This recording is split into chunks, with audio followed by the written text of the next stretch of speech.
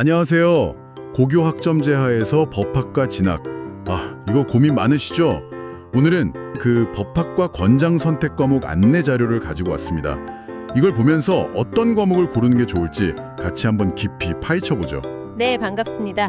이 안내 자료를 보니까요. 법학과는 단순히 법조항 암기, 그게 아니더라고요.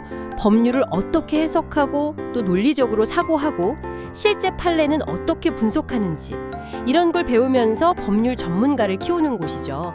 그러니까 법적으로 생각하는 힘 자체를 기르는 데 초점을 맞추고 있어요. 법적으로 생각하는 힘이라 흥미롭네요. 그럼 어떤 학생들한테 이 법학과가 잘 맞을까요? 자료를 보니까 사회정의나 인권 문제에 관심이 많고 또 글쓰기. 근데 그냥 글쓰기가 아니라 체계적이고 논리적으로 쓰는 걸 잘하는 친구들. 이런 친구들한테 좋다고 나와 있네요. 맞아요. 그리고 또 중요한 게 소통 능력이랑 자기 주장을 좀 명확하게 펼치는 능력. 그리고 어려운 내용 있잖아요. 그걸 끝까지 파고드는 그런 끈기, 탐구심 이런 것도 중요하다고 강조하고 있습니다. 그렇군요. 논리력, 소통 능력, 끈기. 혹시 여러분 중에도 내 얘긴데 하는 분들 계신가요? 자, 그럼 이제 가장 궁금해하실 부분, 그래서 고등학교 때 무슨 과목을 골라야 하나 이 예시들을 한번 자세히 보죠. 안내 자료에 보면 크게 세 가지로 나눠놨어요. 일반 선택, 진로 선택, 그리고 융합 선택 이렇게요. 네. 일반, 진로, 융합. 이게 각각 어떤 의미가 있는 건가요? 네, 그렇죠. 일반 선택은 말 그대로 좀 폭넓은 교양, 기본적인 소양을 쌓는 과목들이고요. 진로 선택은 이제 법학 공부에 좀 더 직접적으로 필요한 역량을 키우는 과목들이라고 보시면 돼요. 그럼 융합 선택은요? 융합 선택은 배운 지식들을 실제 사회 문제랑 연결해서 좀 더 넓게 생각해보는 그런 기회를 주는 과목들이죠. 알겠습니다. 그럼 먼저 일반 선택 과목부터 구체적으로 볼까요? 자료에 보니까 역시 국어네요. 화법과 작문, 독서, 언어와 매체 이런 것들이 중요하다고. 하긴 법이라는 게 다 언어로 되어 있으니까요. 그쵸. 그 복잡한 법률 문서들 정확히 읽고 이해하고 또 내 주장을 논리적으로 딱 써내는 능력. 그 기초 체력을 여기서 기르는 거죠. 수학에서는 확률과 통계가 있네요. 이건 좀 의외인데요. 근데 이게 또 중요해요. 뭐 증거가 얼마나 믿을 만한가 따져보거나 데이터를 가지고 사회 현상을 분석할 때 그럴 때 통계적 사고가 꼭 필요하거든요. 그렇군요. 영어도 당연히 중요하겠죠? 네, 그럼요. 영어 독해와 작문이나 영어권 문화 같은 거 아무래도 국제적인 감각도 필요하고 외국 자료를 볼 일도 있을 테니까요. 그리고 사회 과목, 정치와 법, 사회문화, 생활과 윤리. 이건 뭐 법이랑 뗄 수 없는 과목들이네요. 맞습니다. 법이 적용되는 그 사회의 구조나 또 다양한 가치관들 이런 걸 이해하는 게 필수죠. 법은 사회 속에서 존재하니까요.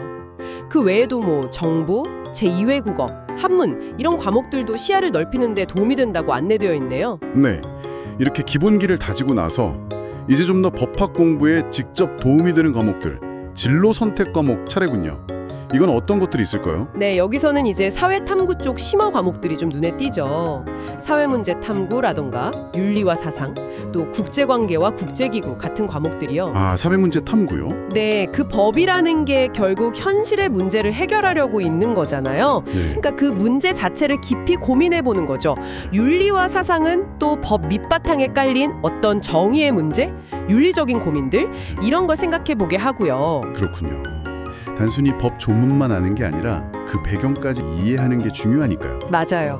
그리고 주제 탐구 독서나 심화 국어 같은 과목도 중요해요. 좀 더 비판적으로 읽고 깊이 있는 글을 쓰는 연습을 계속하는 거죠. 알겠습니다. 그럼 마지막으로 융합 선택 과목 예시도 좀 볼까요? 여기는 인공지능 기초 데이터 과학 이런 것도 있네요. 네, 이게 요즘 흐름이죠. 법학 지식을 최신 기술이나 사회 변화랑 연결해서 생각해 보는 거예요. 예를 들어 지식재산 일반 같은 과목은 앞으로 점점 더 중요해질 그 지식재산권 분야의 기초를 다질 수 있고요.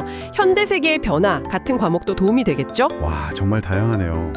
그럼 이거 좀 정리해보면 결국 언어 능력이 기본 도구고, 그렇죠. 그리고 사회나 정치, 윤리에 대한 이해가 세상을 보는 눈이고, 그리고 이 모든 걸 꿰뚫는 게 논리적이고 비판적인 사고력이다. 이렇게 볼 수 있겠네요. 네, 정확합니다. 대학에 가면 이제 이런 기초 위에 법학개론, 현법, 민법, 형법 이런 걸 배우고 더 나아가서 뭐 기업법, 국제법, 환경법 같은 전문 분야로 깊이 들어가는 거죠. 졸업 후 진로도 보니까요. 우리가 흔히 아는 변호사, 판사, 검사뿐만 아니라 와, 정말 많네요. 정부 부처 전문가, 기업 법무팀, 국제기구 활동가, 시민단체, 언론인, 연구자. 법학 지식이 정말 여러 분야에서 쓰이는군요. 네, 그렇죠.